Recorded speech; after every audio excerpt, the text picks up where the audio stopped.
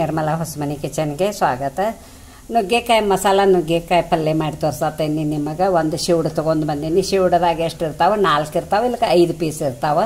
ಅವ್ನು ಹಿಂಗೆ cut ಮಾಡ್ಕೊಂಡೇನಿ. Cut ಮಾಡಿ ಸ್ವಚ್ಛಗೆ ತೊಳೆದು ಇಟ್ಕೊಂಡೇನಿ.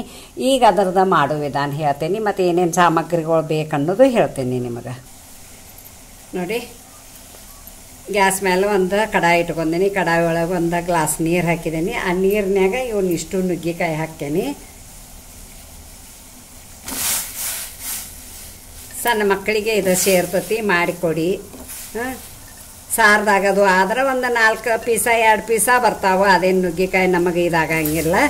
ಅದಕ್ಕೆ ಹಿಂಗೆ ಮಾಡಿ ತಿಂದ್ರೆ ಏನಾಗ್ತತಿ, ನಿಮಗೆ ಕಣ್ಣಿಗೂ ಚಲೋ, ದೇಹಕ್ಕೂ ಚಲೋ. ಮತ್ತು ಮಾಡಿ ನೀವು ನೋಡಿ. ಹಿಂಗೆ ಇಷ್ಟು ಹಾಕಾಕತ್ತೀನಿ. ಇದಕ್ಕೆ ಈಗ ಇಷ್ಟೇ ಉಪ್ಪು ಹಾಕ್ತೇನೆ, ನೋಡಿ ಹಾಕ್ತೇನೆ ಸ್ವಲ್ಪ. ಮತ್ತು ಅರ್ಧ ಸ್ಪೂನ್ ಅರಿಶಿನ ಪುಡಿ ಹಾಕಾಕತ್ತೇನೆ.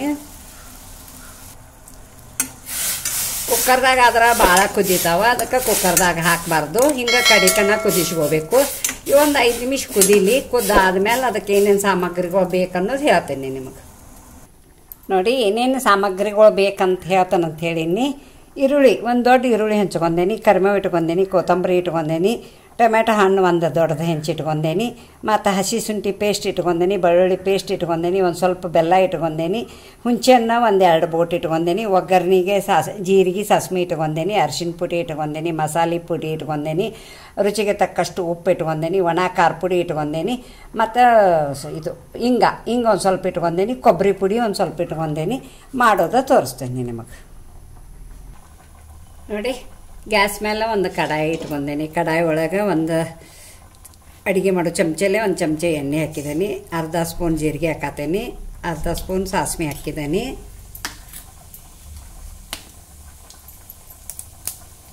ಮತ್ತು ಈರುಳ್ಳಿ ಹಾಕ್ತೀನಿ.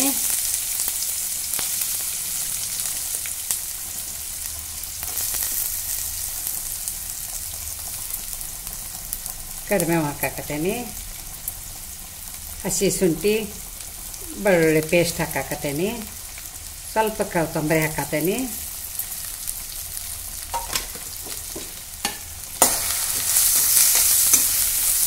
ಸ್ವಲ್ಪ ಎಲ್ಲ ಹುರಿಬೇಕು. ಹಿಂಗೆ ಚಪಾತಿ ಜೊತೆ ನಡಿತೈತಿ, ಪುರಿ ಜೊತೆನೂ ನಡಿತೈತಿ, ರೊಟ್ಟಿ ಜೊತೆನೂ ನಡಿತೈತಿ. ನಾವು ವಿಶೇಷ ಒಂದು ಸ್ವಲ್ಪ ರೊಟ್ಟಿನ ಜಾಸ್ತಿ ತಿಂತೇವಲ್ಲ, ನಾ ರೊಟ್ಟಿನ ಮಾಡ್ಕೊಂಡಿರ್ತೀನಿ. ರೊಟ್ಟಿನೂ ಬೇಡ, ಚಪಾತಿನೂ ಬೇಡ ಅಂದ್ರೂ ನೀವು ಹಂಗೆ ಪ್ಲೇಟ್ನಾಗ ಹಾಕೊಂಡು ತಿಂದ್ರೂ ನಿಮಗೆ ಚಲೋ ಕಣ್ಣಿಗೆ.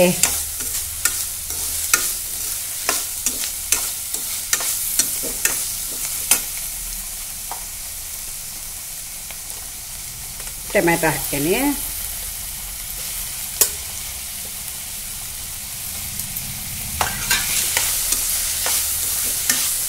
ಎಲ್ಲ ಕಾಯಿಪಲ್ಲೆಗಳು ಬೋರ್ ಆದಾಗ ನಿಮಗೆ ಹಿಂಗೆ ಮಾಡಿ ತಿನ್ನೋದು ನಡಿತೈತಿ.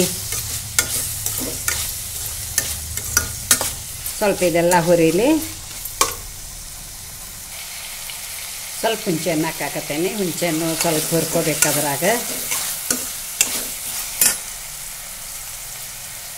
ಅರಿಶಿನ ಪುಡಿ ಒಂದು ಸ್ವಲ್ಪ ಹಾಕ್ತೀನಿ. ಗರಂ ಮಸಾಲ ಮನ್ಯಾಗ ಮಾಡಿದ್ದು. ಹಿಂಗೊಂದು ಸ್ವಲ್ಪ.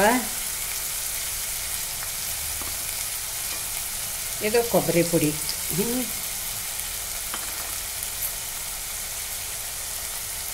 ಇದು ಖಾರದು ಒಣ ಖಾರ ಪುಡಿ. ಈ ಸ್ಪೂನ್ಲೆ 2 ಸ್ಪೂನ್ ಹಾಕತ್ತೇನೆ.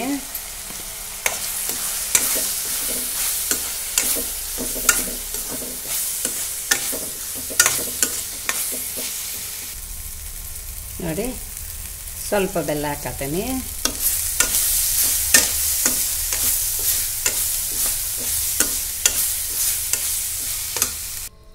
ನೋಡಿ, ಆಲ್ರೆಡಿ ನುಗ್ಗಿಕಾಯ್ದಾಗ ಉಪ್ಪು ಹಾಕಿರ್ತೇನೆ. ಉಪ್ಪು ಬೇಕಂದ್ರೆ ಹಾಕ್ಕೋತೇನೆ, ಇಲ್ಲಾಂದ್ರೆ ಇಲ್ಲ. ಇವನ್ನ ಇದರಾಗ ನೋಡಿ ಕುದಿಸಿದನಿ. ಹಿಂಗೆ ಕುದ್ದಾವ. ಇವ ಭಾಳ ಹಣ್ಣು ಕುದಿಬಾರ್ದು, ಸ್ವಲ್ಪ ಗಟ್ಟಿ ಇರಬೇಕು. ಹಾಕ್ತೇನೆ. ತಿನ್ನಾಕ ಚಲೋ ಆಗ್ತೈತಿ ನಿಮಗೆ. ನೋಡಿ, ಅದೇನು ಉಪ್ಪು ಹಾಕಿ ನೀರು ಕುದಿಸಿರ್ತನಲ್ಲ ನುಗ್ಗಿಕಾಯಿ, ಅದ ನೀರು ಒಂದು ಸ್ವಲ್ಪ ಹಾಕೇನಿ, ಭಾಳ ಹಾಕಂಗಿಲ್ಲ. ನೋಡಿ ಇದ ನೀರನ್ನು ಹಾಕಾಕತ್ತೇನಿ.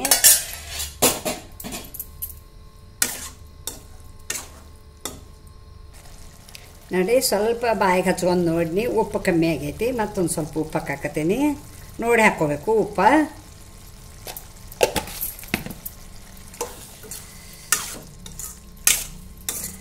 ನೋಡಿ ಎಷ್ಟು ಮಸ್ತ್ ಆಗೈತಿ ಇನ್ನೇನು ನಾ ಮಿಕ್ಸರ್ ಅದು ಮಾಡೇ ಇಲ್ಲ ಗ್ರೇವಿ ಹಂಗೆ ಒಗ್ಗರಣೆ ಹಾಕಿ ಅವು ನುಗ್ಗಿಕಾಯಿ ಹಾಕಿದ್ದೀನಿ ಕುದಿಯಾಕ ನೋಡಿ ಎಷ್ಟು ಮಸ್ತ್ ಆಗೈತಿ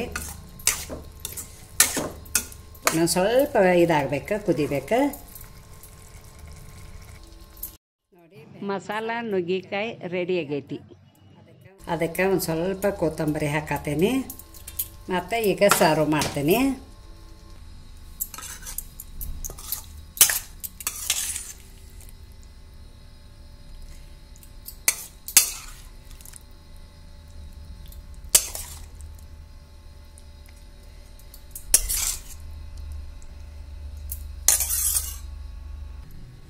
ನೋಡಿ ಮಸಾಲ ಬೆಂಡೆಕಾಯಿ ಪಲ್ಯ ರೆಡಿ ಆತ ಮಾಡಿದ್ದೀನಿ ಚಪಾತಿ ಜೊತೆ ತಿನ್ನಿ ಚಪಾತಿಕ್ಕಿಂತ ರೊಟ್ಟಿಕ್ಕಿಂತ ನೀವು ಹಂಗೆ ತಿನ್ನೋದು ನನಗೆ ಚಲೋ ಅನ್ನಿಸ್ತೈತಿ ನಾ ಮಾತ್ರ ಹಂಗೆ ತಿಂತೀನಿ ಒಂದೊಂದು ಸಲ ರೊಟ್ಟಿ ಹಚ್ಕೊಂಡು ತಿಂತೀನಿ ಮತ್ತು ನೀವು ಹೆಂಗೆ ಬೇಕಂಗೆ ನೀವು ಮಾಡ್ಕೊಳ್ಳಿ ಈ ಬೆಂಡೆಕಾಯಿ ಮಸಾಲ ಪಲ್ಯಕ್ಕೆ ಒಂದು ಲೈಕ್ ಕೊಡಿ ನಿಮ್ಮ ಫ್ಯಾಮ್ಲಿ ಜೊತೆ ನಿಮ್ಮ ಫ್ರೆಂಡ್ ಜೊತೆ ಎಲ್ಲರದ್ದು ಜೊತೆ ಶೇರ್ ಮಾಡ್ಕೊಳ್ಳಿ ಹಾಗೆ ಸಬ್ಸ್ಕ್ರೈಬರ್ ಮಾಡಿ ಪಕ್ಕದಲ್ಲಿ ಬೆಲ್ ಐಕಾನ್ ಮಾಡಿ ಥ್ಯಾಂಕ್ ಯು